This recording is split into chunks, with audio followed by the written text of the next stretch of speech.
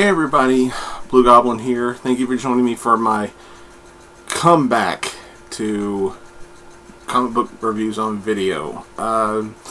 This isn't going to be aimed at a specific week or anything like that, and there's not going to be any captions or scores or anything like that. There's going to be no picks of the week in this video. This video is a special, giant size edition review video where I just pick up a book, tell you what I think, and then move on to the next book. I got 20 books to review here. This is going to be the largest review I've ever done, and I just want to see if I can get through it as quickly as I can because I don't want to be here for 2 hours. Alright. But before I get started, I want to let everybody know, look, I apologize for being gone so long. Things have been piling up around here. I got finals coming up in college. My girlfriend just recently had a birthday.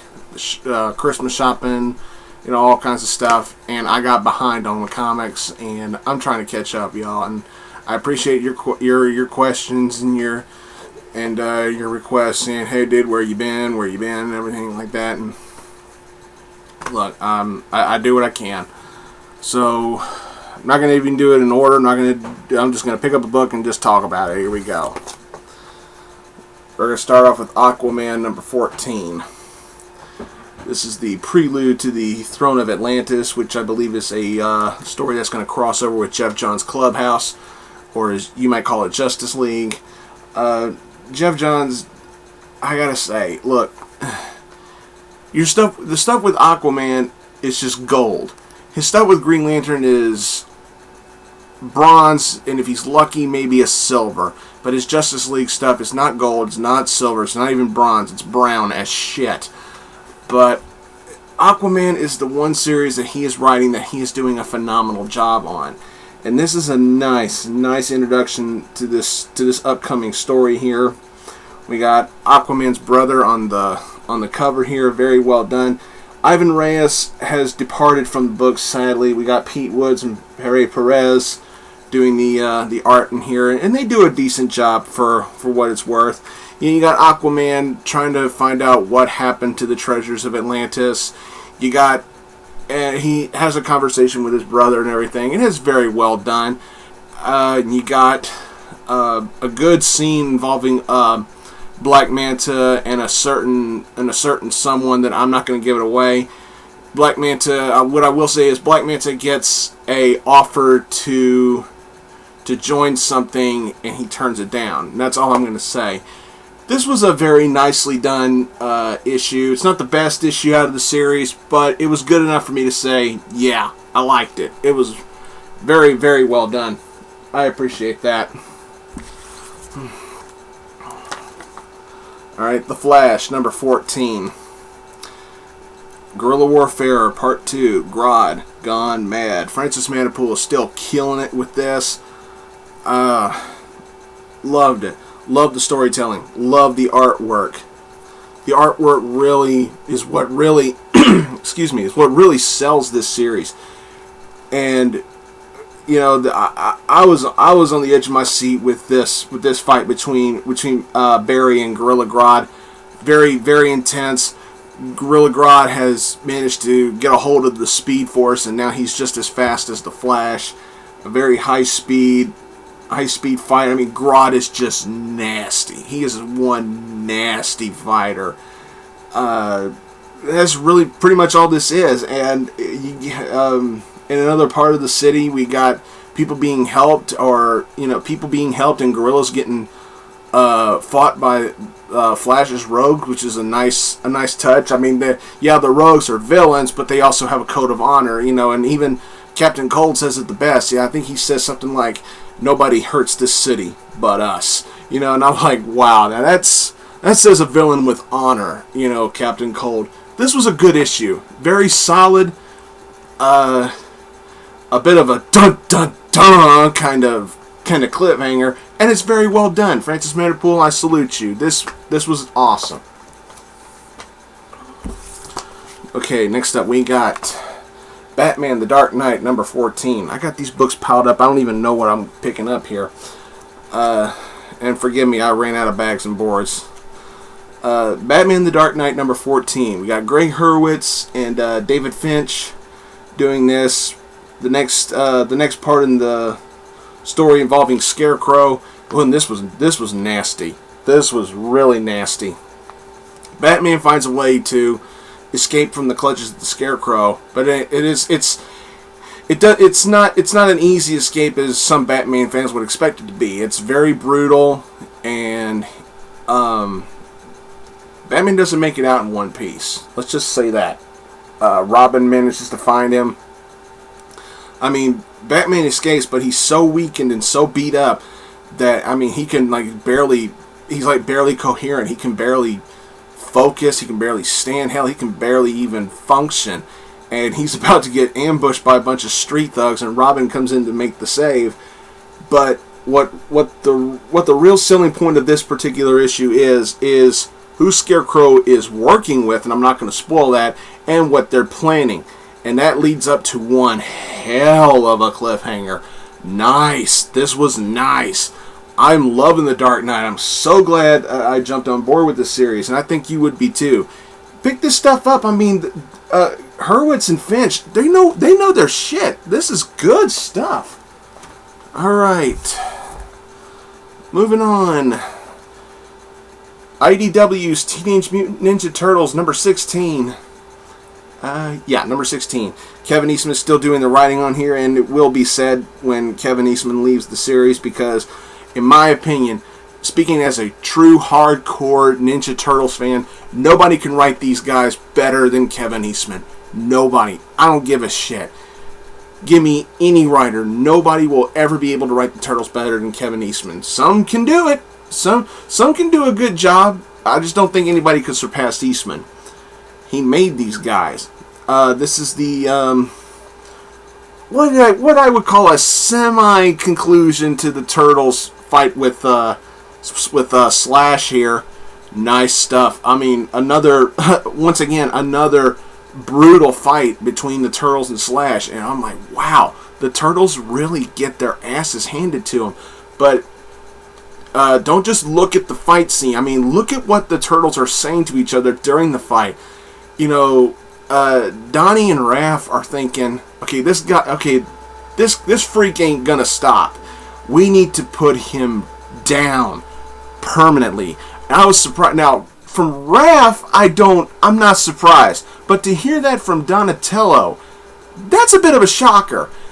And Leo and Mikey are thinking, no, there's got to be a better way than, going for the kill. I mean, we got to knock this guy out or something. Very, very dynamic dialogue and storytelling. Really adds to the drama, and I like that. It doesn't end well, and of course Leonardo's going to take the full blunt of it. And I really don't know what else to say about it. I mean, it was great. We got some good stuff from Baxter Stockman and Krang involving the building of the Technodrome. Yes, they're building the Technodrome. And we got a very, very interesting cliffhanger at the end. Turns out Slash was not killed, even though Leonardo's got it in his head that Slash was indeed killed by his katana blade. And of course, he's going to feel guilty about it because Leo thought there could have been a way to get through to him, but I don't know. This was great. I mean, this is Turtle action at its finest. The only problem I have with it is the artwork. The artwork sucks. I mean, look, I'm not trying to take a personal jab at the artists who did this story, but oh my God, please, IDW, I'm saying this to your company, please. Have a meeting and find a new artist for the Turtles, because this artwork is getting worse the more I see it.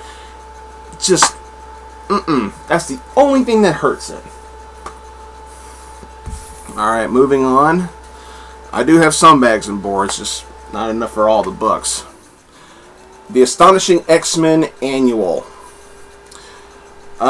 Christos Gage is doing this. It's not Marjorie Liu. And I was a little disappointed to see that Marjorie Liu was not the writer, but Christos Gage did one hell of a job. And I even mentioned this on my Tumblr page.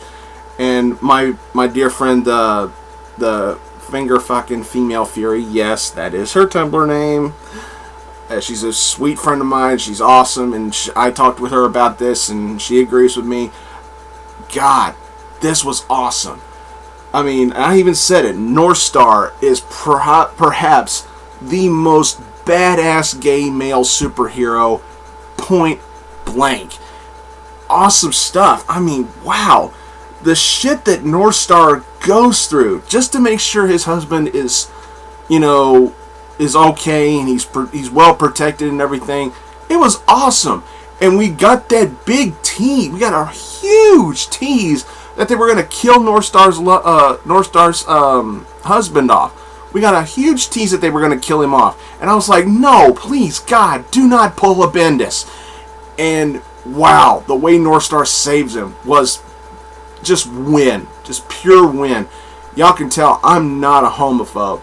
But the thing is, it was great. The only thing I didn't like about this book was it doesn't feel like an annual.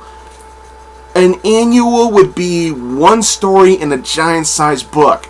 That's not what we got here. What we got was that awesome story, but it was the size of a standard.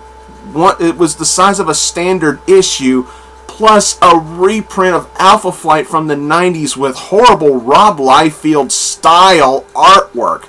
Rob Liefeld did not do the artwork in the reprint. I forgot who did, but oh my God, whoever did it must have been staring at Rob Liefeld art. It was awful. The reprint of Alpha Flight, now the story and the dialogue was good for the most part, but the artwork, it was from the 90s. It was awful.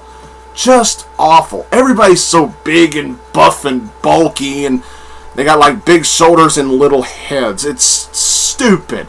God, the 90s was such a dark time for a comic book fan. To me, this should not have been labeled an annual. It should have been just a regular issue of the series. It did not.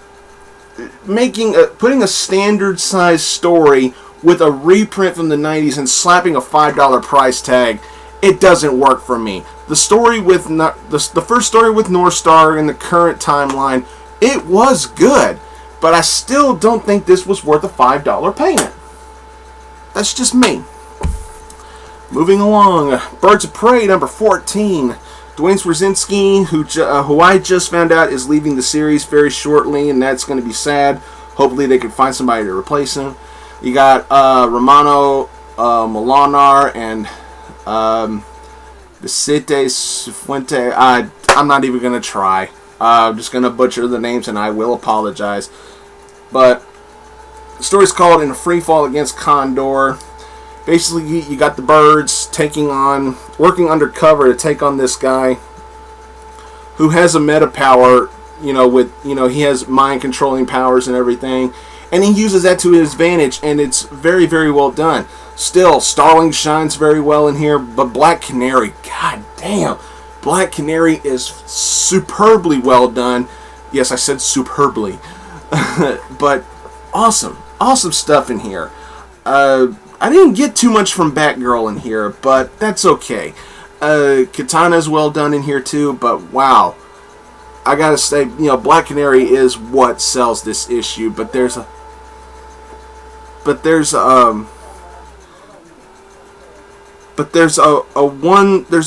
panel in which Starling is talking to a certain someone on the phone. I still don't like where that's going. I really don't. Because, to me... Alright, I'm going to go ahead and... spoiler alert, I'm going to ruin it. Starling is on the phone with Amanda Waller. That can't be good. Because when somebody's dealing with Amanda Waller, it can't lead to anything really that good. And I'm scared that it's going to end up leading down the line to a story in which Starling will probably betray the birds to side with Waller. And I love Starling. I don't want that to happen. Please don't do it, DC. Don't do it. This was a good issue. It ended on kind of a weird cliffhanger, but I liked it. Captain America number 1. Rick Remender, John Romita Jr. Yes! I am such a mark for John Romita Jr.'s artwork. You have no idea. And Sick Rick Joseph, if you're watching this, look, I'm sorry, man. You can, you got your opinion, and that's fine. But my opinion, I like John Romita Jr.'s artwork, and I actually liked Kick-Ass too. But hey, you hate that stuff. You hated Kick-Ass too. I know you don't really hate John Romita Jr., but you know, opinions will vary, and I respect yours, dude.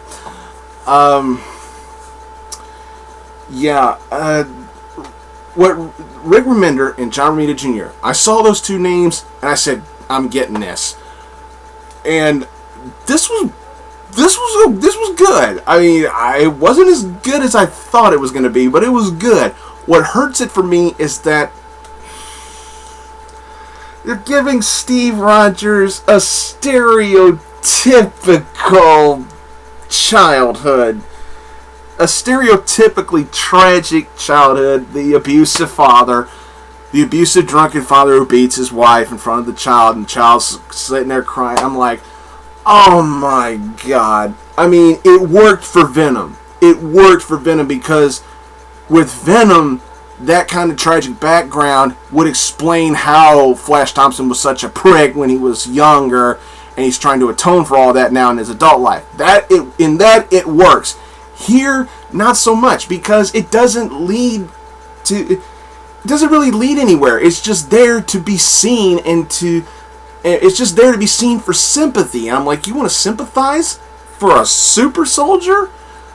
What? It just doesn't work for me. Giving Steve Rogers, Captain America, the abusive father cliche, for me, it doesn't work. It really doesn't. But this is only the first issue. Maybe they'll flesh it out a little bit better to where it might make more sense to me. But here, it doesn't. This was a strong beginning, but to me, it could have been a little bit stronger. But this could also work. You know, a slow start could lead to a progressive ongoing. So, I'm sold for right now. This was good. And it's the shit that Steve goes through in this issue, god damn, it's nice.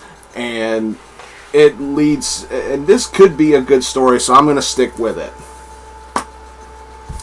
Alright, moving on. Captain Marvel, number 4.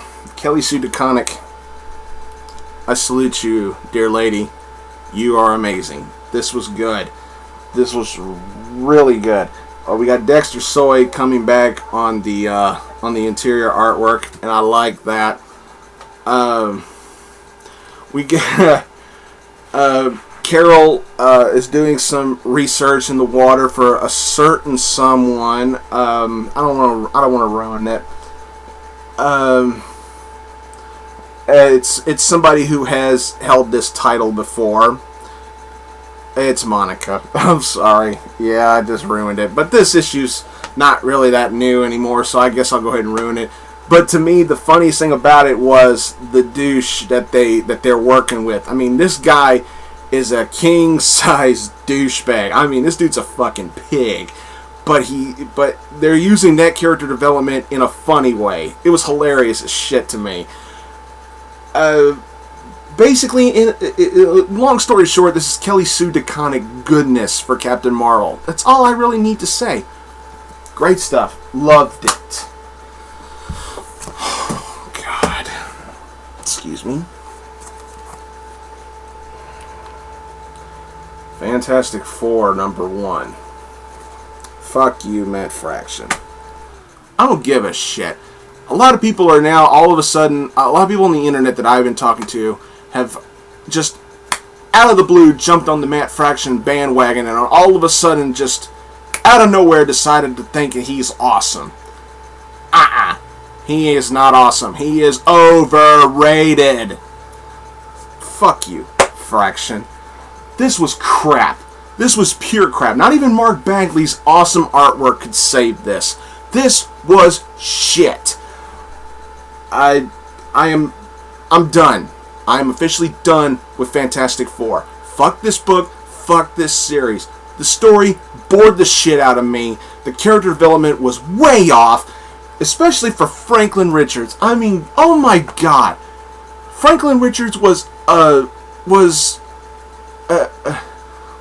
juvenile who loved to have fun. He was a brave boy who often got into trouble a lot. He was mischievous, but he did love his family and everything. But he had a mischievous spark to him that kind of resembled a childlike Johnny Storm. It was great stuff. Here, Franklin Richards is a whiny, curled up in a ball style titty baby for Sue. It's like the Fantastic Four and some of the kids from the FF are sitting at a dinner table eating dinner, and Franklin's sitting in his mommy's lap. He's like, what, 10 or 11? He's sitting in his mommy's lap going, Mommy, I don't want to eat. Can I sleep with you? And it was like, there was 3 panels. I counted at least 3 panels where Franklin is literally laying on his mama's tit as a pillow. I'm like, what? And not only that, it's like we got this story now developing that the Fantastic Four's powers are now killing them. It's only taking them 50 years to do it. Fuck this series. I'm done. Fuck Fantastic Four. Fuck Matt Fraction. And fuck you, Marvel, for making me for taking away my $3 or $4. I don't fucking care. I'm done with Fantastic Four. Green Lantern Corps number 14. This is their next installment in the Rise of the Third Army. I might be going out of order here. I don't care. This was nice. This was nice. I feel like I've reviewed this before. If I have, then I'm sorry. I'm going to review it again if I did. I just got deja vu holding this particular issue up. It's been so long I done forgot. But this was nice. This was nice. More and more bullshit from the Guardians of the Universe. And what they do to Guy is just... oh, it just makes my blood boil what Guy has to do. What Guy did in this issue. You blue-faced motherfuckers. That's all I'm gonna say. That's all I'm gonna say. Moving on. Green Lantern New Guardians number 14. This is meet the newest Yellow Lantern, Kyle Rayner. Yeah, I guess if you got 2 brain cells, you can put it together in your head. Kyle Rayner masters the power of fear by admitting he's scared. That's pretty much all it was. And his Yellow Lantern costume, it's okay, but his headgear is just a fucking laugh. Wow, really? I was thinking he was going to look more like he did when he was possessed by Parallax in the Sinestro Corps War. That's what I thought he was going to look like. And what he looked like here, it just didn't match that. Didn't match what I had up here. I was thinking, Parallax-like shit. No. No. But, yeah, he trains with Arquillo, and he masters fear. And we find out more and more why he's doing this. Kyle's doing it for his reasons, but he's also doing it for Carol's reasons. Carol wants to save Hal. Kyle believes he can save Ganthet. He owes Ganthet everything for making him a Green Lantern, for everything he's done in the past. He believes he can reach Ganthet, but fuck the rest of the Guardians. To me, Ganthet's dead to me. I don't think there's no saving Ganthet. You might as well... I want this Rise of the Third Army story, I want it to end with the death of the Guardians, because now in here, God, it's made even more apparent that they have just become sickly twisted. I mean, the Guardians... Hell, there's a panel where they're drawn to look sadistically twisted, and it's not helping our hatred for the Guardians, guys. It's not helping. This was a solid issue, and all I'm going to say is just go get it and read it and love it. Alright, next up, Red Hood and the Outlaws, number 14. Guest starring Superman. Yeah, it's still written by Scott. I will retcon everything I feel like. Lobdell. We got Pascal Elixir. I butchered that name, I'm betting, and I'm sorry. We got different artists on here. I don't mind that Superman's getting a guest role here. I don't follow Superman, so I don't know what the fuck he was here for. Something about Hellspawn from his series. I don't follow Superman anymore, nor do I fucking care. I gotta take a small little jab at the artist. Why does Superman look like he's 15? I mean, when I first looked inside here, I thought they were dealing with Connor, with Superboy. Because, goddamn, Superman looks so fucking young in here. I swear, he looks like he's like 15 or 16 years old. Still, Starfire's done really well. Still like the stuff from Red Hood. Fuck Arsenal. But no, seriously, Arsenal was well done in here, even though I don't give a shit about him anymore. To me, his smart-ass attitude, it's like he's trying to be sometimes I feel like he's trying to be Deadpool, and it doesn't work. And I'm sick of that stupid fucking baseball cap. Ditch that shit. Why does he always have to be wearing that fucking baseball cap? And he's out in space, he's doing all these fights, and it never seems to fall off. Even when he gets punched, it never seems to fall off. That's Roy Rogers type shit. A cowboy that'll never lose his hat. It's stupid. But face facts, DC. Arsenal is not Deadpool. Now get over it. Yeah. I mean, this was okay, but what really sold it for me, what made it good for me, was the very ending of the book, where a certain clown delivers a certain type of message to one certain Jason Todd. To me, that was the best part of the book, was the very end. The rest of the stuff was just okay, because I don't really give a shit about Superman. I really don't. Next up. Let's see, we got Suicide Squad number 14. And before I talk about this, I gotta do it. Gotta do it. Look at that. Awesome. Harley Quinn cover. Yeah, this was something I was waiting for. Ever since the announcing of Death in the Family initially, this was something I was waiting for. Because I knew, even before I bought this book, I knew what the focus was going to be. It was going to be Joker confronting Harley Quinn. And wow, was it good. This is probably the best issue of Suicide Squad I have read. I'm not bullshitting, even though I'm still pissed off that they killed off Deadshot, apparently. But to me, there's really nothing more I can say about this. I mean, this was fantastic. The way Joker gets in contact with Harley, the shit that he says, the shit that he does, I mean, wow. DC really did their homework with this, with Joker and Harley's, strange relationship. It was awesome. Very, very well done. And I'm not going to ruin a damn thing.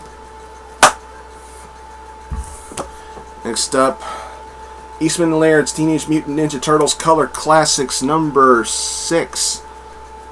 Yeah, number 6.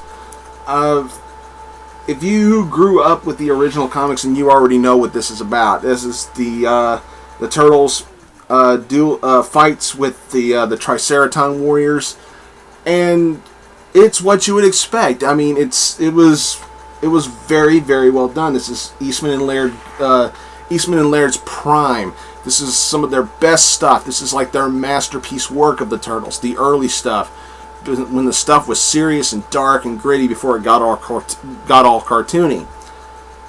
The Turtles and the Fugitoid, they're on the Triceraton planet, and it's the battle in the arena. And that's pretty much all I need to say. It was very well done. The action was great. The dialogue was great. But I've read these stories before, and it's just good to see them again. So that's pretty much all I'm going to say about it. It was a stellar book. Stay. Next up, Wolverine and the X-Men number 20. This was something else I talked to the finger fucking female Fury about on Tumblr. We got the return of Mystique. It is so good to see Mystique again. I had forgotten about her change in her shape-shifting powers. Brain fart on my behalf. I actually did forget about how that happened. She died and came back, and her shape-shifting powers were upgraded, and now she can manipulate her body to form anything, be anything. It's like it's turned up to 11.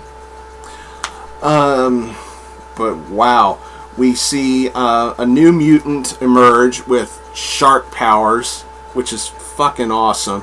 And you got Angel here trying to recruit her to the Jean Grey school, and they're both confronted by Mystique and the new Silver Samurai. And this stuff was awesome. I like the new Silver Samurai. I'm not knocking the old one. I love the classic Silver Samurai, but this new one's got an edge to him that I like. It was great. He's kind of like Deadpool if Deadpool was way more serious. You know, but it was great stuff. And Angel is using his new powers, even though these new powers are indeed killing him.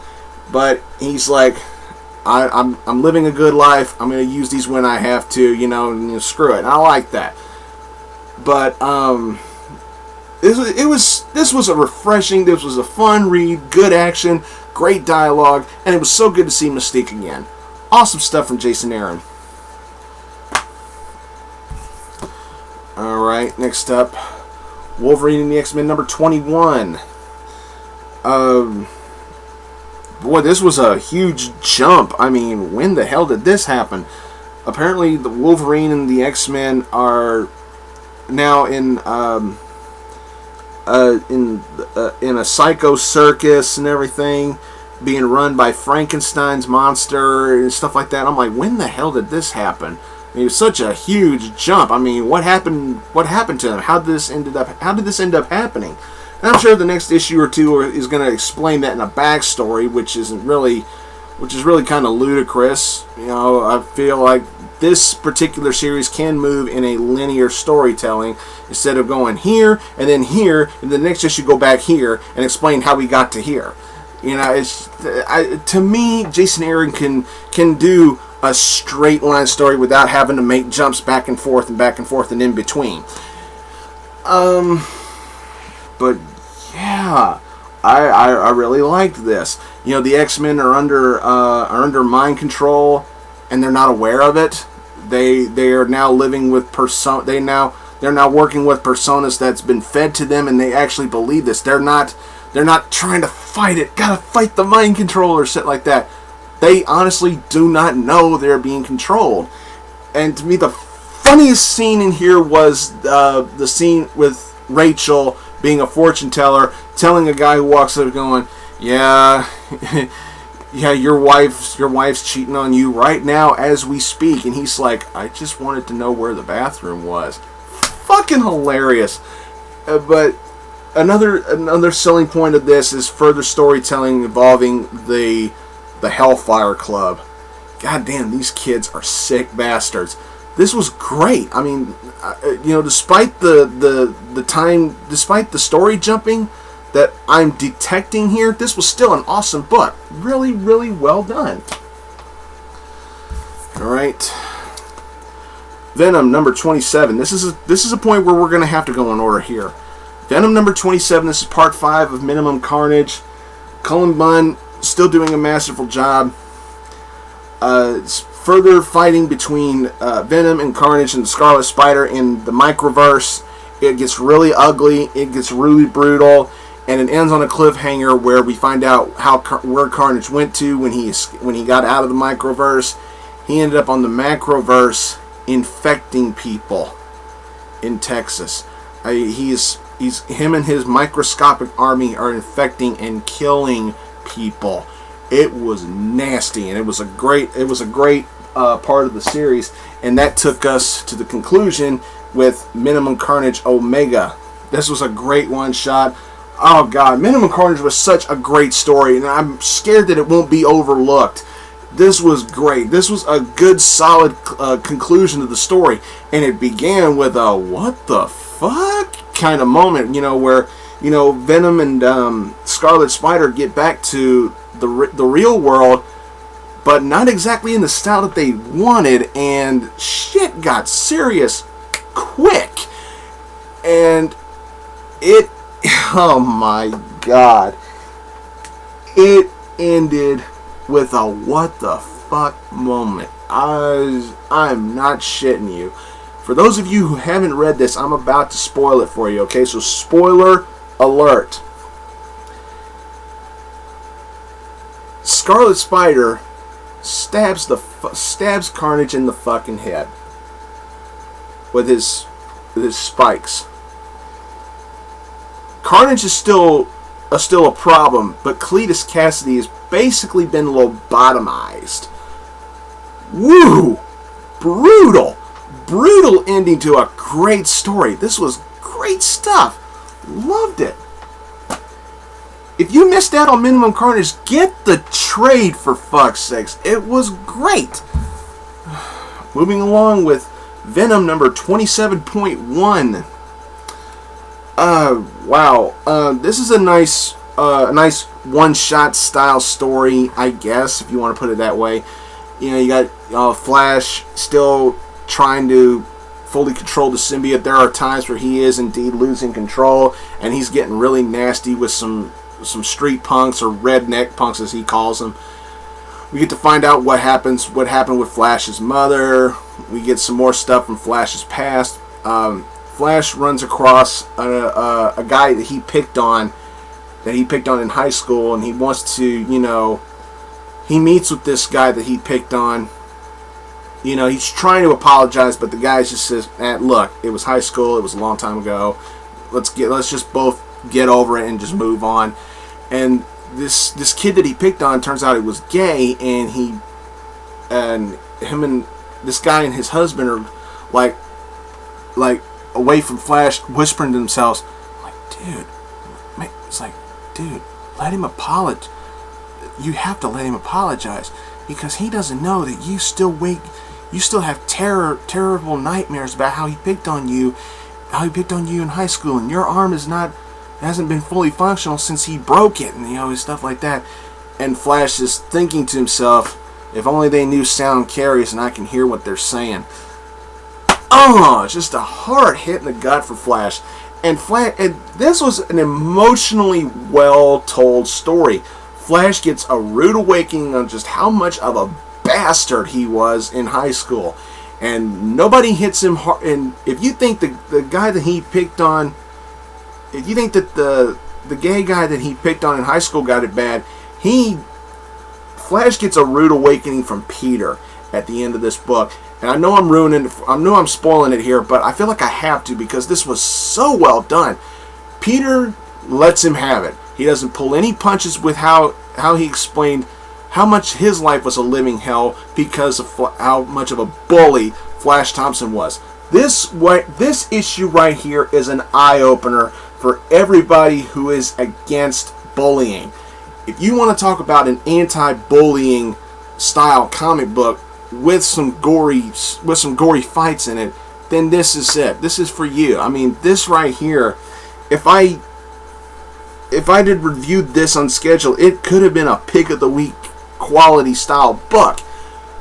But it really tells a wonderful story about the aftermath of being a bully and being bullied, because Flash really took it on the chin here. We're going to end this giant-sized bonanza here with X Factor 247. And when I saw that cover, I was like, what the fuck is this? And then I looked inside and I went, what the fuck is this? You got a serial killer apparently going around killing people that look like Abe Lincoln. I mean, chopping their heads off shit. And Madrox and Layla are on their honeymoon. Yes, they got married. And they're questioning it. He's like, Madrox is telling Layla, it's like, you think us getting married was a mistake? And she's like, could have been. I mean, there's no argument. There's no yelling. There's no bickering. There's no second guessing. They're just like, you think it was a mistake? It could have been. And they just go on about their business. The dialogue was great. I mean, there was plenty of action, good detective story style dialogue, and the comedy is still spot on. Peter David is killing this. I swear. If Peter David ever leaves this series, then I think that Marvel should just cancel it when he decides to leave it, because I don't think anybody can top this shit. I mean, Peter David is the master of this series, and it was very, very well done. This whole... I was like, even with a story as hokey as, Robert E. Lee coming back from the dead and killing a bunch of Abe Lincolns, as hokey as that sound, Peter David pulled it off, and it was very, very well done. I can't expect anything more or less from this. This was great shit. Loved it. And that's all I'm going to say about it. I'm 20 books. I got it done. I apologize for being gone so long. I'm trying to get caught up. Will I get back on my routine? Maybe, maybe not. I don't know. But I wanted to get that done. I felt like it would have been easier to do it this way than do written reviews on Tumblr. Well, I want to thank you all for watching. Please subscribe. I'm not going away. I'm just not doing this on a routine schedule like I want to. Subscribe to this channel. Check out my Blugoblin X channel. And follow me on Twitter or on Tumblr, please. I promise you won't regret it. And bro fist goes out to my student, the Mount Vernon kid. Thanks for watching, everybody. Until next time, I'll see you later.